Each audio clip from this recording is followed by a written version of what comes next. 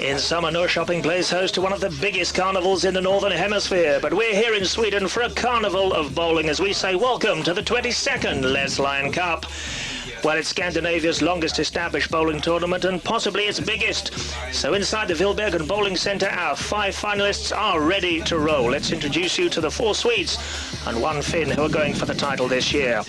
In 5th place, and the first up for us, is Jouni Helminen from Lahti, runner-up in the Ball Masters this year, 28 years old, and a big 2.16 average for him last season. He goes against the guy who finished 4th here, Fahlstrom, the left-hander from Stockholm, just 25 years of age, and a furniture designer by profession.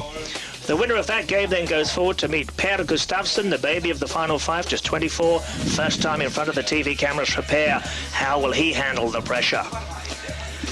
And then forward we go to number 2 seed, Goran Carlsson, one of the giants of Swedish bowling, now 30 years of age, a Swedish international for the past decade, and a big 2.16 average, very healthy indeed, form for him in 97. The top of the pile here this weekend has been Anders Hermansson from Borlänge, now 37, 20 years he's been trying to win this tournament. His best finish so far was 3rd. Let's get down to the action now. Lane side on game 1 is Helminen, the 5th seed there from Finland.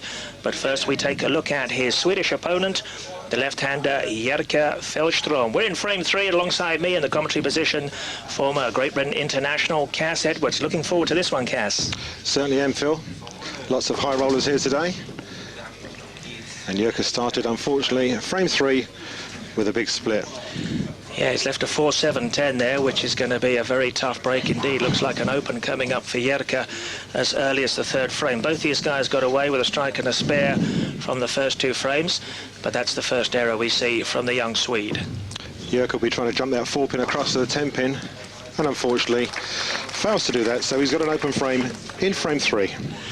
Right, so our first chance to look at the 28-year-old boy from Lahti in Finland, and what a super strong nation the Finns are as well as the Swedes here. As we know, they have a long winter season and their league form is superb. They have strength in depth. They've been bowling for a long time, and we see the same names time and time again at all these major tournaments. So Jouni Helminen then, he's a right-hander. He's going here on the right-hand lane, lane 10. Will it be lucky for him in the 3rd? Strike for Jouni. As you can see, he's kept it pretty tight up 3rd arrow and scored the maximum 10 pins. Plays for the Giants Club over there in Lahti. Now can he do it on the left? He can, and he has a triple working into the 5th frame, 3 in a row then, and he jumps out into an early lead against Jyrka. The quiet man of Swedish bowling didn't have too much to say as the guys prepared for this Stepladder final. Just to give you that format very quickly, the top 5 at the end of 3 days of tough bowling. On pin aggregate we had Anders Royad ahead of the rest, but 5 plays 4, the winner goes forward to play the 3rd, and he plays the 2nd seed, and then whoever has gone through to win will play our finalist. Anders now has to sit and watch and find out who that will be. Well, another tough break coming behind the open in the 3rd, and he's got another big problem here, Cass. Quite a mess, I'm afraid Jyrka's left there. The 4-6-8-10, no chance of sparing those. Another open frame, and he hasn't quite sorted out either of these lanes just yet. So Fahlstrom with 54 in the 4th, and he's all over the place at the moment. Just give you an idea of what the boys go through before the final, taping up the fingers. My goodness me, they take a bashing here over the 3.5 days we've had so far. So a little precautionary taping going on there from the Finn. Fahlstrom trying to fill here in the 5th and gets the spare on the score sheet, but that's his first since the 2nd with those 2 opens behind him now. He's, well, a big chasm opening up already. Jyrka's just taken a 2-8-10 tricky little spare in the corner, converted it well. And now we see Jouni coming up, looking for 4 strikes in a row. He's got himself a commanding lead to start with, and this can only extend it. Flush in the pocket, rips the rack. All 10 pins in the pit. Nicely right in the 1-3 pocket there, with lots of rotation. Those pins stand no chance. So moving forward now into frame 6, and Finn there with the approach to the foul line. Sweet release, big lead already. This time has a sticky 10 pin. Sticky 10-pin from a pocket hit. It was a good shot, would have given Jouni 5 strikes in a row. Unfortunately, he couldn't trip that 10-pin out in the corner. It's his third trip to the Les Lion Cup here in Ndrrkoping, Cass, and he was telling me before this match got underway in the last 45 hours, he reckons he's played 38 games and had about 6 hours sleep. That's what us bowlers have to go through at the highest tournament level. There we saw Jouni taking a harder ball, a glitter ball by the look of it, to shoot a straight ball at his spare and convert the 10-pin. Well, Jurka's got to start finding some strikes now, I should imagine, if he's going to settle himself down and get back into this 10 frames. That's all he has, and he's looking down both barrels. He's the only left-hander in today's final. Oh. And once again, unfortunately, he hasn't sorted that lane out, and look what he's left. An enormous 4-6-10 split. Phil, this is almost impossible to get. He should be looking just for the 2 pins and play safe. Yeah, it's the 4 over on the left that's the big problem for Jurka, and 3 opens already from the first 6 is not what he wanted to show us here in front of the TV cameras this weekend in Ndrrkoping on Sweden's east coast. So Jurka's come down about 120 miles from the capital, Stockholm, and if he carries on bowling like this, he'll be heading back there pretty quickly. Just wobbled himself a 4-pin there off of a high ball, high through the head pin, not the right place. Seems to be struggling on both lanes, and of course Jouni's getting further and further away. Yes, 60 pins in the lead now. As keeping his head up and trying to aim for a reasonable score around 200. He's not even going to break that the way he's pacing. We're into frame 7. But it may not be happening for Fahlstrom out there at the moment, Cass. He is a 2-time Masters finalist here in Sweden, and at the age of 25, well, he's still got plenty of good years ahead of him. High hit this time from the Finn. Jouni's left himself the 4-7. Should be a straightforward spare for him. Once again, he's getting out that glitter ball.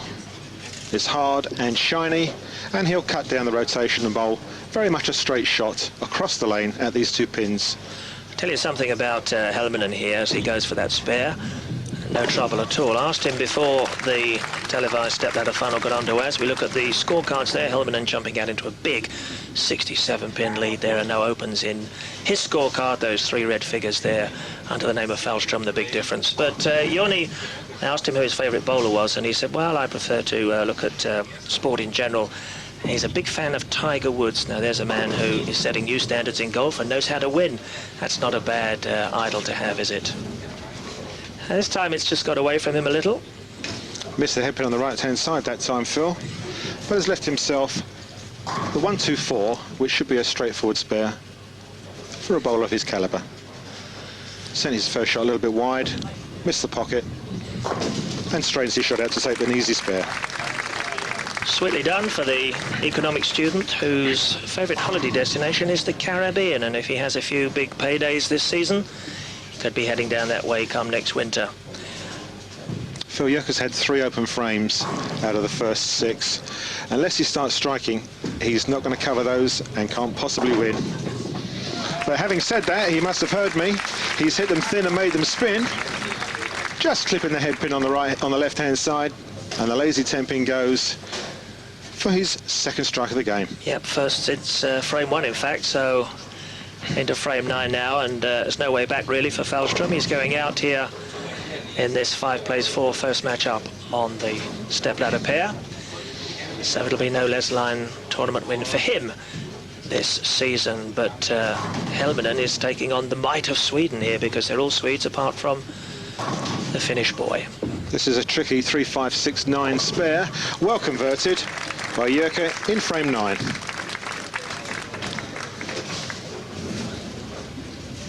Jurka will be finishing the 10th frame after Jouni's bowled out frames 9 and 10. It's all sewn up now. Yes, academic, and a chance perhaps for us just to reflect on why the Scandinavians are so good, Cass. I mean, Finland, Sweden, we know about them. They come over and win the British Masters every year. And Norwegians too. They're all superb bowlers up in this part of Europe.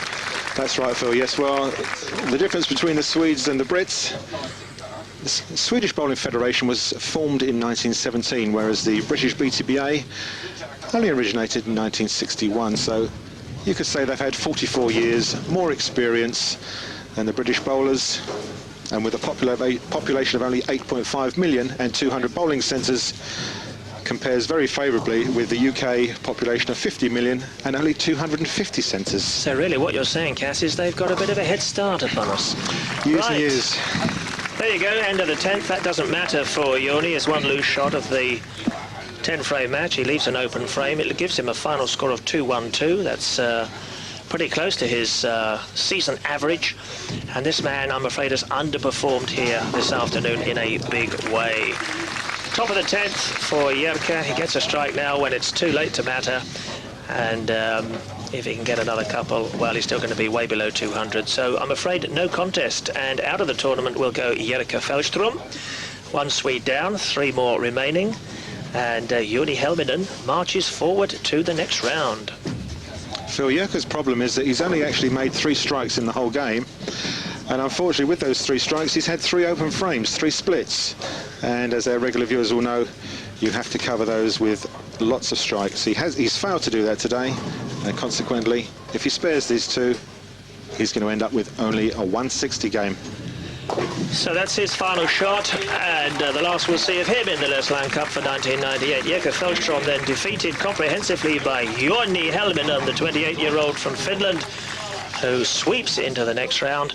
And we have that next game coming up for you right after this short break. So just to recap then, 52 pins, the difference between the two. And it's now Per Gustavsson who will meet Helminen next. Ndrrkoping. We had a little look in the locker room before the next game, and Per Gustavsson, the baby of the bunch at 24, well, I thought he was looking nervous before he stepped out on the lanes to meet his opponent, Jouni Helminen. Before that, let's have a look back in time. The Hall of Fame here inside the bowling centre. Mats Carlsson, the winner in 91. You're looking there at Thomas Leandersson, Sweden's great bowler, perhaps the best in Europe. He won here in 92. In 93, it was Jan Strandberg, and then the Finns got in on the action. Olli Hossi, they're all here again this weekend, battling for the big prize once again. 94, Hossi. 95, Sweden were dominant once again. Johnny Samuelsson in 96 on the left. Antti-Pekka Lax from Finland. And last year's winner, Patrick Johansson, who can't defend his title here this weekend because he's bowling in the United States. So here we go then. It's Per Gustavsson who has to face Jouni Helminen, the winner from Game 1. And we're underway in the first frame, and a perfect start for Helminen. He's off with a strike, and our first look at the 24-year-old Per Gustavsson from Nybro. Bowls for the Niban Bowling Club, and he says his ambition is to make Team Sweden. There's some pretty tough opposition to get into that formation, Cass. Certainly is, Phil. Team Sweden, as our regular viewers will know, made up of real high rollers, led by the famous Thomas Leandersson. We saw a shot of him there on the hall of our bowling centre in the Hall of Fame, the winner here in 92. A real classic final that, when he beat the master Mats Carlsson. So a perfect start for Per as well. They both struck in frame 1, and the right-hander put it right in the pocket. 7-pin last to go down, so that might settle any nerves that perhaps he was bringing here into this game in front of the TV cameras. This time he leaves a 10-pin on the left-hand lane. Per's playing the deep inside line, around 3rd and 4th arrow, getting the ball to break at about 45 feet, and coming deep into the 1-3 pocket. Well, that was Per leaving his hotel this morning as the official player's vehicle pulled up for him, and he looked pretty casual. Fairly relaxed about the whole thing, but I'm not so sure. When they got in that locker room, and the TV lights beckoned, I thought he tightened up a little bit. We'll see how he goes here. Looking for a spare in the second frame. It's that.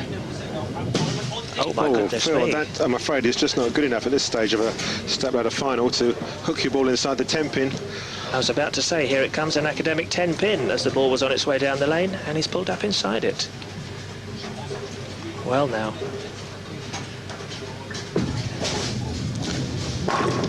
Jouni looking for a double and makes it with a fabulous shot right in the 1-3 pocket. Scatters the pins right back into the pit. With Per's open frame, Jouni will take a very early lead. So let's hope the Per's got that little wobble out of the way early on. as he looks pensively on. And Helminen steps up into frame 3, going for a turkey. 1993 Golden Bowling Ball champion you're looking at right here, Jouni Helminen. Of course, our coverage of the Golden Bowling Ball will continue in May on Eurosport. And we head out to Dresden for the next tour stop. No triple for Jouni this time in frame 3. He leaves the 3-pin. High through the headpin with a breaking ball. Totally missed the 3-pin. Leaves it standing on its own. But this should be a straightforward spare for him. He's got his Storm bowling ball, and I'm sure this will go pretty straight with not too much rotation. In fact, we were on the replay of that spare, so it's already put it away as we're back with pair again, as we were just analysing that first shot of Jouni Helminen. So he did spare the third, but it doesn't look as if his opponent is going to get anywhere near a spare of his own in frame 3, and this, remember, is coming behind an open in the second. 4-7-10, 4-7-10, quite a big split. He'll be looking to bounce that 4-pin across to take the 10-pin out. And unfortunately, that's another open frame in frame 3 for Per Gustavsson. I don't know what Jouni's doing to psych out his opponents, but Fahlstrom opened in 2 and 3 in the first game. And would you believe it's happened now to another Swede as well? Per Gustavsson finds himself behind early on in this 10-frame game. Now he needs to dig deep and find some character to get right back in and get back in quickly. I suppose if you're going to have an open, you might as well have it early on in a 10-frame game. You don't want 2 back-to-back, do you? I was just going to say, Phil, one open frame is okay, but 2 is definitely not on at this standard. Let's see if you can get a strike, get him back on track. Yes, come on, Per, you've got the home support behind you. It's on its way, looks good. It's better. Beautiful deep inside line shot. Trips the late 10-pin, but that counts 10 in frame 4.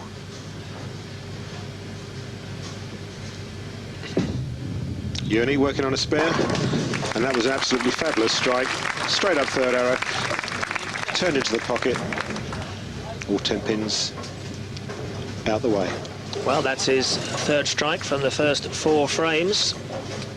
Does a lot of running, Jouni, does look very fit, and you have to be at the top level of bowling. These guys, as we said, have been here over 4 days in total. They've bowled a huge number of games. There's some pretty weary limbs out there. It's a mental game, of course, as well, when you get to this stage in front of the TV cameras. And I think this man has the look of someone who could go all the way. He's got another one. Yeah, Jouni's run that strike out. He knew that looked good. Played it very tight up third arrow. Not too much movement, but lots of rotation on the ball. Straight in the 1-3 pocket. He knew it was good and ran it out to the right-hand side. Per Gustavsson is a mechanic by trade. He has achieved the perfect 300. Incidentally, we had 2 here last night, Cass. Nice to hear. Qualification. And Mike Newman from Buffalo in the USA is over experiencing the European bowling scene. He had a 299, real heartbreak for him. I saw that shot in the back of the 10th, and I think it was a 4-pin that wobbled and rolled and jiggled but just wouldn't go. I'm sure he's had one before, but I'm also sure he's probably made a 300 game in his time. Well, there'll be no 300 here today for Per Gustavsson. Takes 8 pins out, but was very fortunate to trip that 6 pin out. He's lost his strike line yet again, gone high through the head pin, as you can see. Asking for a split, almost gets it, but some flying pin action takes the 6 pin away. Spare here for him in frame 5 would give him 57 only in the 4th. And Jouni's heading for the 100 mark. There you can see at the bottom of your screen Jouni Helminen with a 32-pin lead. In fact, it'll be more than that because he's working on a double in frames 4 and 5. So we come through the midpoint. And the Finn, I would suggest, is still flying. Well, part of the bowling fraternity up here in Sweden, of course, is to have a convivial beer and meet a few old friends in the bar. But this is a very special bar we have here in Ndrrkoping because it's dedicated to the memory of that man, Gösta Selin, a former FIQ European president, a man who worked tirelessly to promote the cause of 10-pin bowling, not just in Europe but around the world. And I'm afraid he sadly died at this very tournament back here in 1991. His widow has dedicated all his pennants, trophies and memorabilia to the Vilbergen Bowling Centre, and we pay tribute to a great man who advanced the cause of European bowling, remembered here in Ndrrkoping this weekend, Gustavsson. So we move forward now. We're back with the action, and in frames 6 and 7, both guys have struck. They've both struck in 6 and 7. So we move forward now to frame 8, and there's no difference in the margin between the two. Helminen still very much in the driving seat. Phil Jouni sends a ball slightly light in the pocket, only just clipped the head pin, and with a ball like that he's left himself a rather nasty 2-10 split. He'll be trying to bounce this left-hand pin right across, and there you can see what a beautiful spare in frame 8 for Jouni. Keeps the pace going after a string of 4 strikes in a row. Beautiful spare. Well, that's the shot of this final so far, and it's leaving Per completely nonplussed, almost mesmerised by that. What a takeout. 2-10, you don't often see that on TV. And that was the shot, perhaps, of a potential champion. And he's capitalised on that spare with taking a strike in the next frame. It's just the way to do it. If you are fortunate enough to pick a spare up like that, come bouncing back with a strike. Excellent shot. Yes, just as Per threatened to come back, he got strike lucky in 6 and 7, but that was matched by his opponent. And I think the killer frame now has come with that big spare conversion in the 8th for Jouni Helminen, who looks as if he's on his way into yet another round of this Stepladder final. Per wants to go out big now, at least post a 200 score, but that's the man I think I'm right in saying is going to go forward to the next game. Well, Per's managed to get 3 strikes. Per's managed to get 3 strikes in a row. Yes, it's not over yet. Coming up for frame 9, wants to go out with a bit of honour. Let's see what he can do. Taking his time, making sure his feet are in the right place to start. Looks down the lane, settles himself. Favourite player, Steve Cook, Cass. Is that a guy you've seen much of? Steve Cook, a big 6'7" American professional left-hander, strangely enough. Well, that really is the end of the road now. Ouch, an 8-10 split will not help anybody's cause. He knows it's all over. And unfortunately, even though he's had 4 strikes in a row, he's not going to break the magic 200 barrier. No, that's a shame. His club average is around 210 this season, 207 last, so he knows he's let himself down a little bit here. Medium oil this weekend, but as we said, has been producing some high scores. 6 strikes, 3 open frames for Per, and a final score of 193.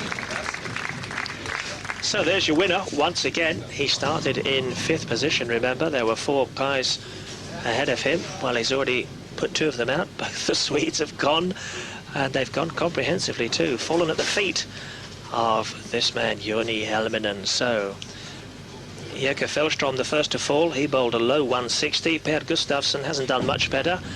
193 for him. And we're into the 10th. And Helminen cannot be caught. Jouni's left himself a 2-pin, which is a straightforward spare. Again, out comes the glitter ball. Hard and straight, no messing around. Cuts down the error. So Jouni was to step forward and fill the bonus ball in the final frame with yet another strike.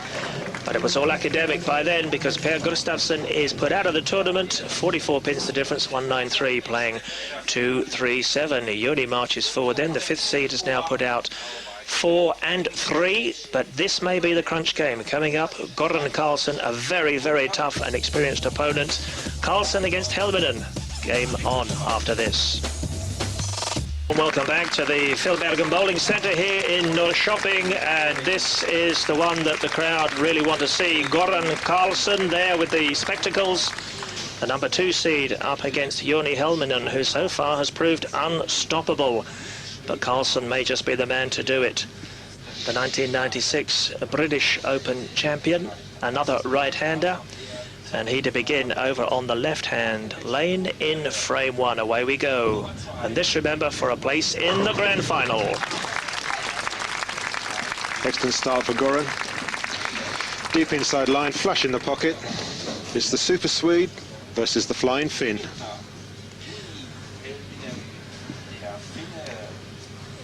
Jouni's first shot, straight up third arrow, high through the head pin, but makes them fly and trips out the 4-pin to give him a strike in frame 1. All square so far. So both the guys are underway with the perfect start. Here was Jouni this morning, coming out to the official players' transportation here in Ndrrkoping. And, well, he said he'd only had 6 hours sleep in the past 3 days, but he looked pretty fresh to me. But interestingly, Goran couldn't wait for the players' car. He was up even earlier, crack of dawn in fact, and he came down to the bowling centre, would you believe, by tram. I asked him why. Goran said, well, I was trying to steal a march on the other guys. I wanted to get in early, a little extra practice and psych myself up, and my goodness me, was he concentrating in the locker room before he went out there. So we move forward now to frame 5. In the meantime, both guys have found 2 strikes and a spare through frames 2, 3 and 4, and we have a dead even game. This really is a tight contest. 5th frame for Carlsson is another strike. He now has 3 back-to-back. Super shot from Goran.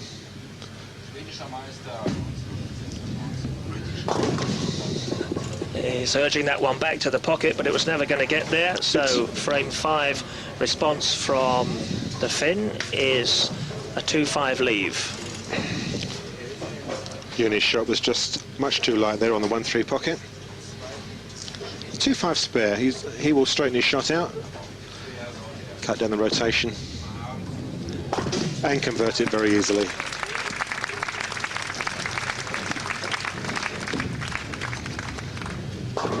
Jouni's up for frame 6, trips the 4-pin on a high pocket hit, takes all 10 pins out. This game is very even Steven just at this time. And here we see Goran coming up for frame 6. As we've said, Goran won the 1996 British Open tournament at Nottingham.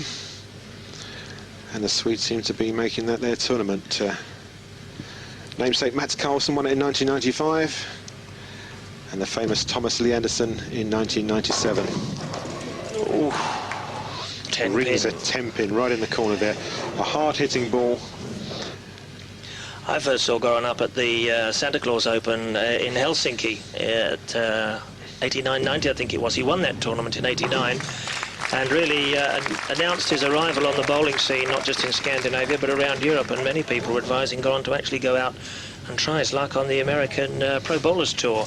And he certainly thought about doing that for a while. The Swedish champion of 1996, away from the bowling lanes, he loves to play a game of golf and is a 13 handicapper. And he invited me out for a game of golf after this tournament, and I said, get away with you, 13, no chance. And I wouldn't like taking him on at bowling either at the moment, Cats, because he's hot. Phil, to get onto the American Professional Tour is indeed everybody's ambition. Unfortunately, it only comes to a very few. Aha. Well, something to think about in frame 7. I mentioned Mats Carlsson earlier on, the famous Swedish player. He was out on the PBA Tour in America for a few years, and one of the only Europeans ever to win a PBA title. Yes, the Americans thought Mats was going to be easy meat when he went over there in the mid-80s, and he proved them wrong.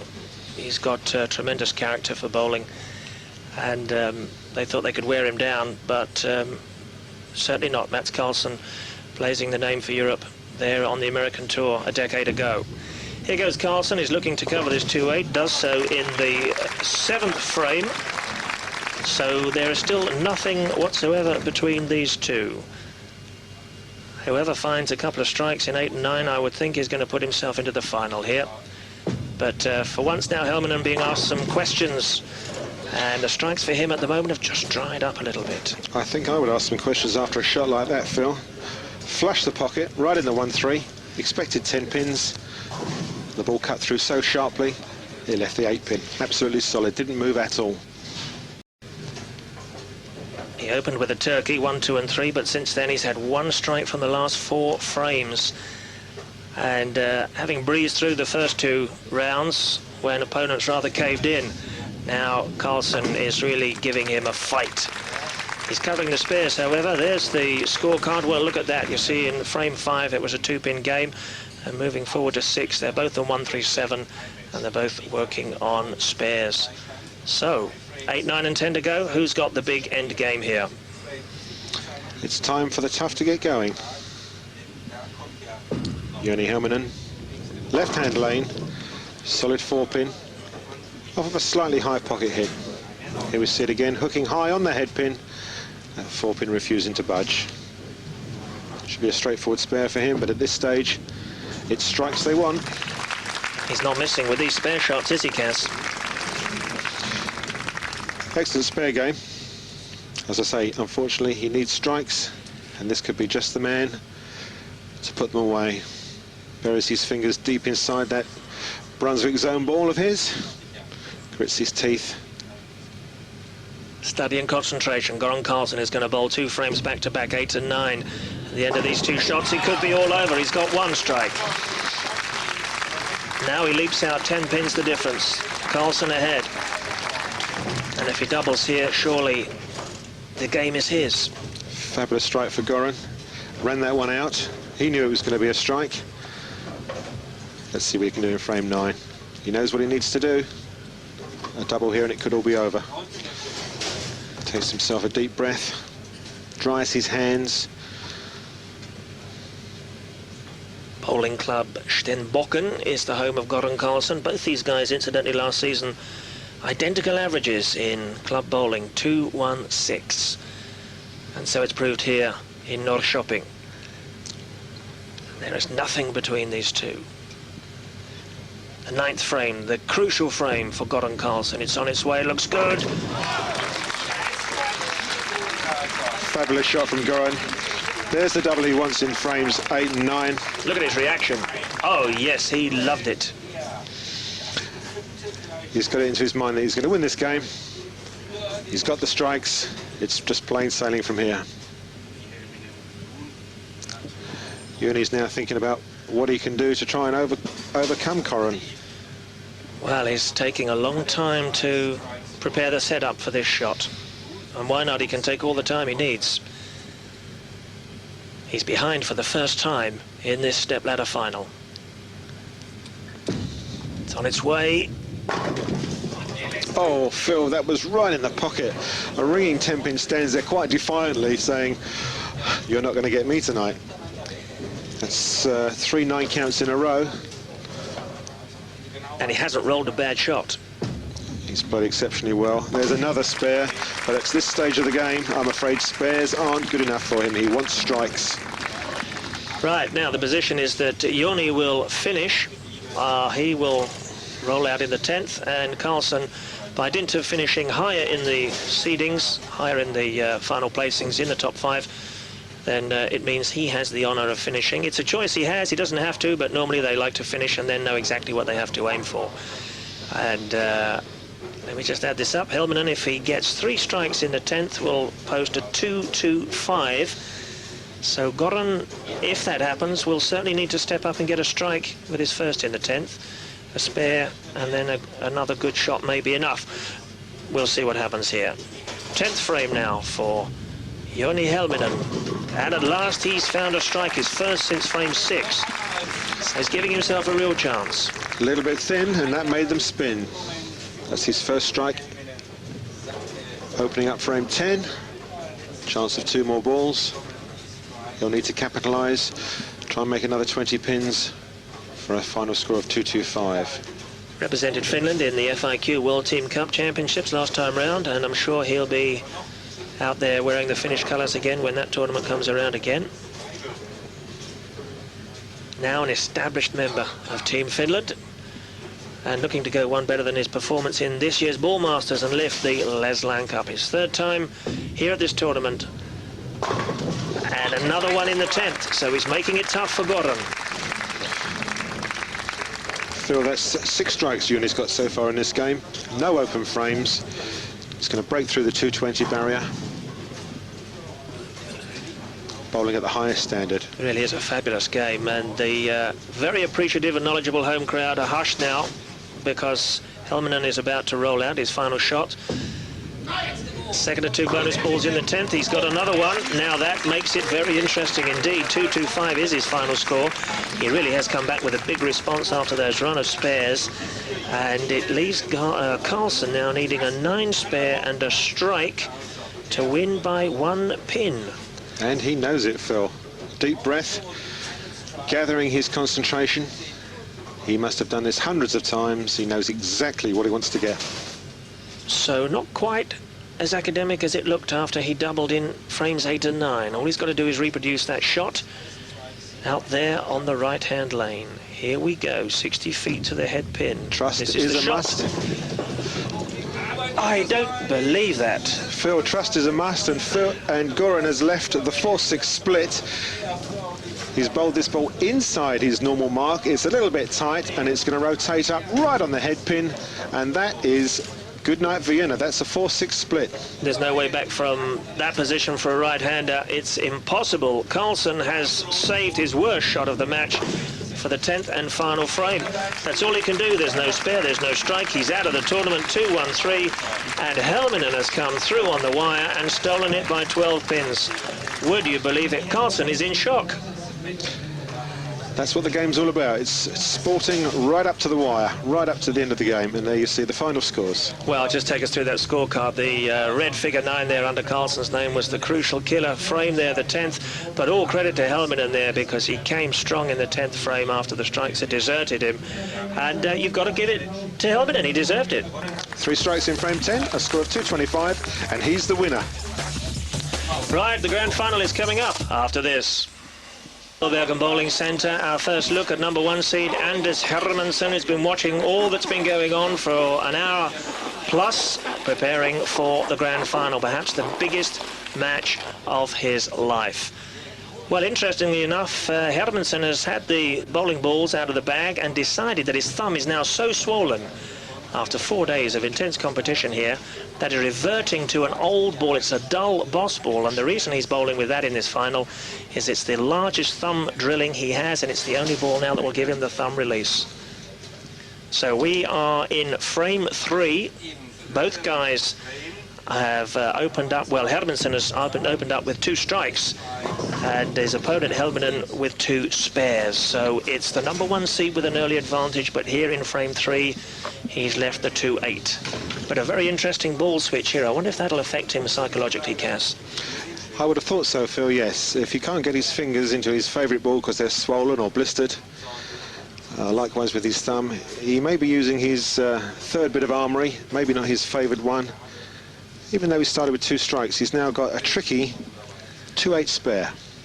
Yeah, nasty one this with the 8-pin, the sleeper, behind the 2. Okay, he's away. 37 years old now from Borlänge, Anders Hermansson. His 97 average was 215, very healthy, but he's been around a fair while. The Swedish master back in 1988. And then they dried up for a while as he was raising a family, 4 children. His wife Benita and daughters Jennifer and Josephine are looking on. Proud dad today.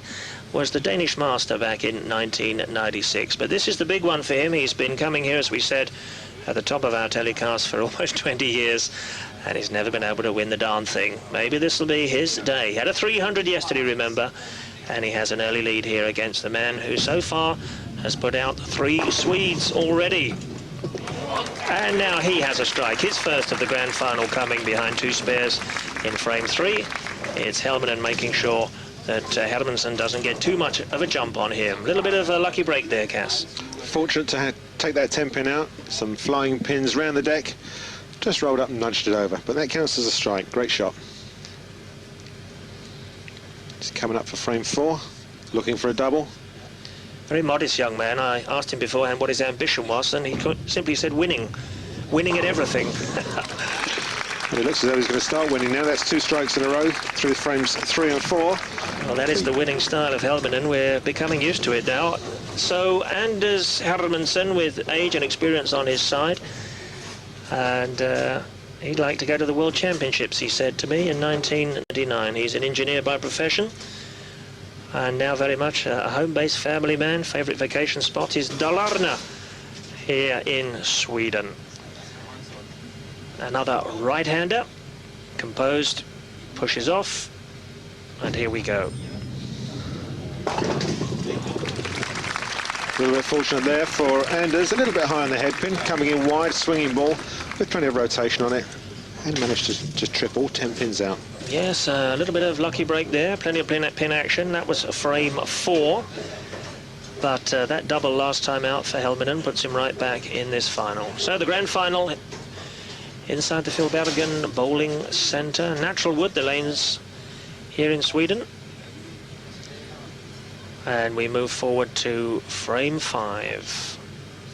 Phil, if Anders' fingers are swollen and blistered after several days of bowling, although you will see you get a beautiful strike there is a possibility that his fingers could actually get stuck in the ball and not have a smooth release, which could affect the line he's going to bowl. Yes, that's critical, of course. We look in the coaching manuals and hear so much about set up, the 4 or 5 step approach, whatever you feel comfortable with. Neither of our bowlers today in this final match are what we'd call big crankers, in other words, big spinners, big hookers of the ball. Mike Newman here was the big exponent of that this weekend, but he had a big fall from grace yesterday. He was running second and looking certain to make the stepladder, finishing 11th. Yes, did fall from grace indeed, and as you say, these bowlers have got plenty of rotation on the ball, which is quite sufficient to take out most of the pins, but they're not what you describe as big crankers, not muscle players. And here we see Jouni coming up to take a single pin spare. The glitter ball's out again. It served him well so far. That's a 4 pin. Cutting down the hook, bowling it nice and straight. Simple.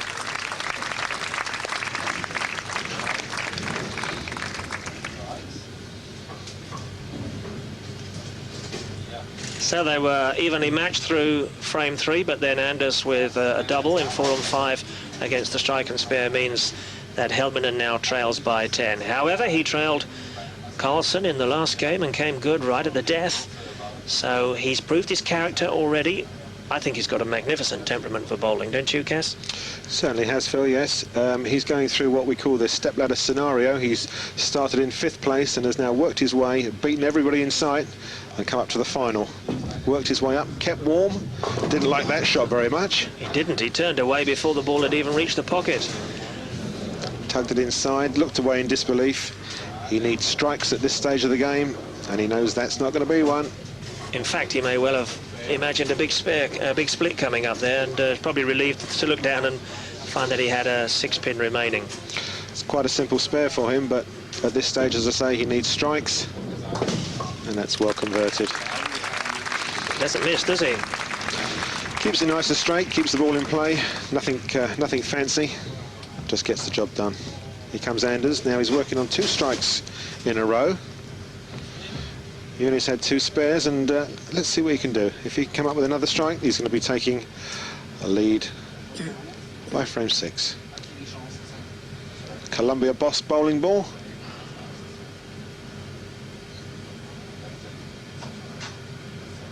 Lining himself up. Looking to hit his mark some 15 feet down the lane. Crossing the head pin, yet taking 10 pins out, and that's called a Brooklyn strike, Phil. He crossed the head pin to the left-hand side. Wasn't supposed to go there. He was actually aiming to the right-hand side. It may well be that his fingers have swollen so much that he's now dragging the ball across the lane. Very fortunate to take that one out. Just a shot there behind of respected Swedish coach Goran Bergendorf with the silver hair and glasses, going out a shot, who's been coaching in France. The French national side have been helped along by Goran's expertise in recent months. So over to the left-hand lane, again he's on the wrong side, and again he gets away with another strike. Well, for those of you watching who are not familiar with bowling terminology, we talk about a crossover strike, a Brooklyn strike. It means for a right-hander, of course, you're looking for that optimum angle of attack into the 1-3 pocket. That's the head pin, and then the first pin to the right. And that's normally what produces the big strikes. If you're over on the wrong side, the 1-2 side for the left-handers is fine. But when you're a right-hander and you get lucky like that, then you must think that, well, the stars are on your side. Good fortune, and fame smiles on the brave. So that's 3 in a row now. Ouch! That was bad luck. Oh, Jouni's rung another 10 pin. Beautiful pocket shot. Stands there in defiance and wobbles. Says, you're not going to get me. Another safe spare coming up, but spares aren't good enough not to win this match at this level. Strikes are what it's wanted, and Anders is the man. So at the midpoint, that lead had now jumped out to 20 plus in fact. That's Helminen's position, and he's beginning to run out of frames.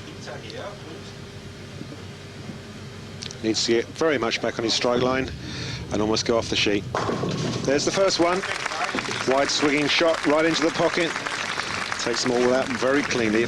Sometimes makes you wonder why that 10-pin stands there. Yeah, textbook stuff in the 8th. The first strike for Helminen since frame 4. Well, this man he's not going to do it again, is he? Oh my goodness me. This is almost becoming... Almost embarrassing, well, Phil. I was going to say, embarrassing. Well, certainly Anders looked embarrassed. It's almost becoming obscene. Keep doing that. It wouldn't make a good instructional video for younger bowlers watching, but they all count. Phil, he's gone 3 strikes in the Brooklyn, 5 in a row.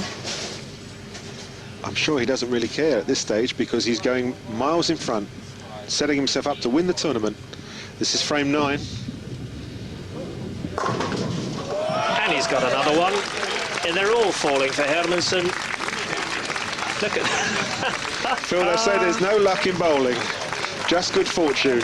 And Anders Hermansson has had lots of good fortune in this game. As we can see again, he's crossed the head pin, solid 6-pin standing, tripped out. Well, I think he walked back there and that gesture was to his wife. He threw out his chest as if to say, I could walk across the Gulf of Finland right now if it was frozen. And look at that, Jouni's hit the pocket where he should be hit, and he's rung another 10-pin. That really is unreal. And he knows it. He's a bit frustrated now, is Jouni. That's the first time his head's gone down in the grand final. Came all the way through the pack, put out Fahlstrom and then Gustavsson, a titanic battle with Goran Carlsson, one hand on the trophy, and hasn't done anything wrong. And even in the 10th now, he's striking again. He's going to have another 200-plus game. And we're going to move forward here very quickly as he rolls out with 3 perfect strikes in the 10th frame and 2-1-6. It's his season average. He's not let anybody down. But Hermansson has walked away with it with the most outrageous sequence of striking you will ever see in a televised final. I don't think I've ever seen so many Brooklyn strikes in a 10-frame game. Certainly not, Phil. Not at this level, shall I say. Tired man. And that one's high through the head pin, but it doesn't matter. No, we're in the 10th. It's all academic because the big 6 in a row from frames 4 through to 9 destroyed Helminen. At last, the finish derailed. But I think that Anders Hermansson can go home tonight. He better pick up yesterday's paper and read his horoscope, because he's going to be dining out on this tournament for many, many years to come. Your winner here in Ndrrkoping in 1998, and at last he's done it, the Lesline champion in Ndrrkoping, Sweden, is Anders Hermansson of Borlänge, and he's posted a big 2-4-3 game, but how he did it, only he knows. The one opened in the 10th that didn't matter, the big 6 coming in a row, and he's won by 27 pins. Phil, I wish I could bowl all my grand finals like that. 243 in the final was an excellent score. It doesn't matter how he got it. Third place then, and the bronze medal went to the unlucky Goran Carlsson, who so very nearly put Helminen out. He could have been in the final, and he knows it, but well done to Jouni Helminen, who came over from Lahti and carried the hopes of Finland almost all the way, but not quite. But a worthy winner here, because he was #1 seed. Remember, it was 4 days of tournament bowling that got him the top place, and he's come out winner. So there you have it. Anders Hermansson takes the gold medal in the 50,000 Swedish crowns in Ndrrkoping, Sweden, the winner of the 1998 Lesline Cup. Thank you very much indeed for being with us. See you out again on the lane soon. For now, from everybody here, bye-bye.